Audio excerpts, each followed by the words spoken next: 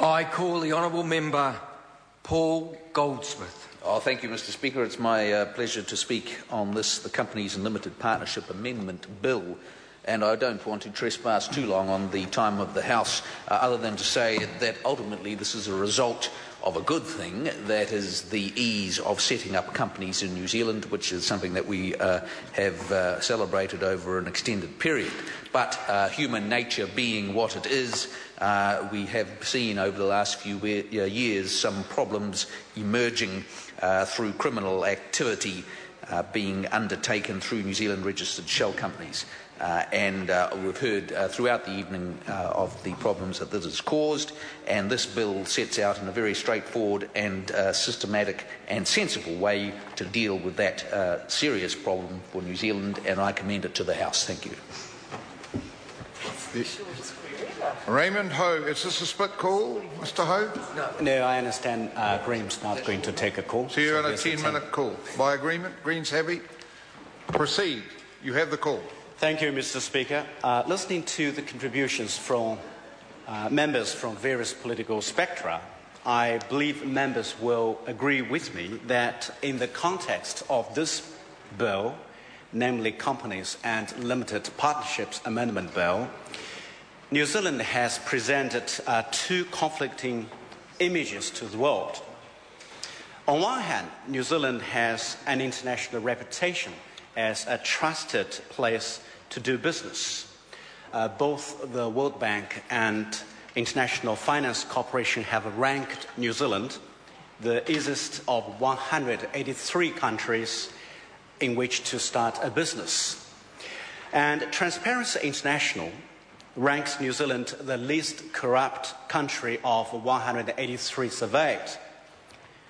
On the other, New Zealand has been subject to domestic and international media attention on overseas interests exploiting New Zealand's incorporation process by New Zealand registered shell companies to undertake illegal activities. It is saddened to read the Fairfax New Zealand news that New Zealand, together with Russia, have been struck off a prestigious European Union banking and corporate whitelist. Russia has been struck off the list because of the levels of corruption.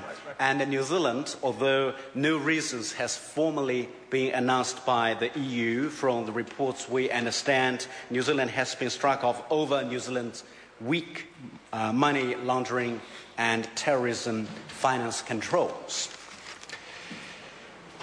Being struck off the whitelist means that banks and institutions in the EU will not be entitled anymore to make simplified research for banks and financial institutions registered in New Zealand. It also means European institutions can no longer accept and acknowledge customer identification and analysis performed in New Zealand. In the final days of the 49th Parliament, the outgoing Commerce Minister, the Honourable Simon Power, introduced this bill. This is an omnibus bill that covers a number of proposed reforms seeking to tighten requirements around company registration and company directors to help protect New Zealand company registration process against criminal activity from overseas jurisdictions and apply similar measures for limited partnerships.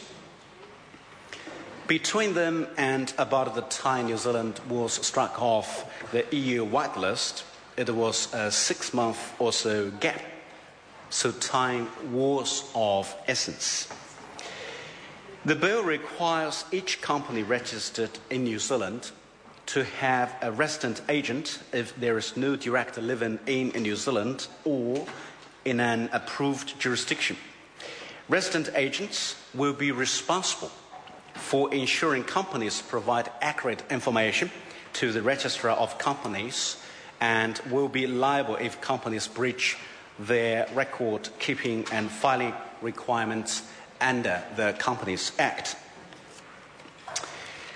The bill also gives the powers to Registrar of Companies to investigate and deal with non-compliance with the Companies Act.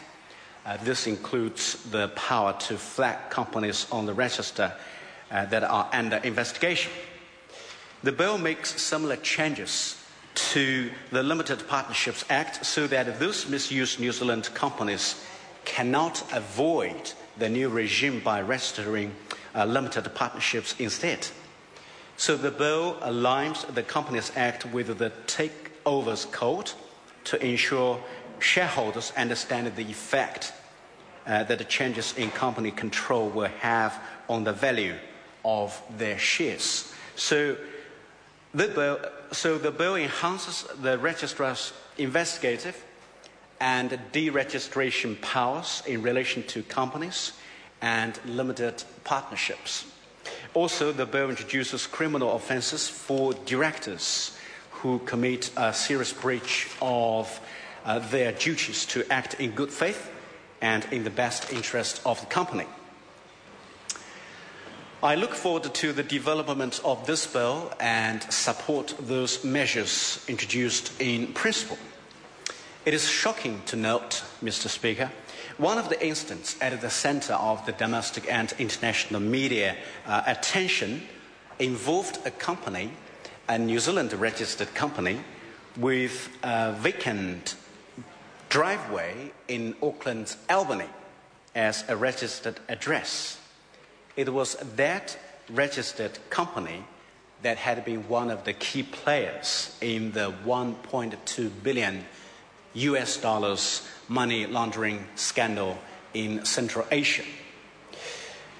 Mr. Speaker, New Zealand has an international reputation as a trusted place to do business. We must restore that confidence in the international business community. Thank you, Mr. Speaker.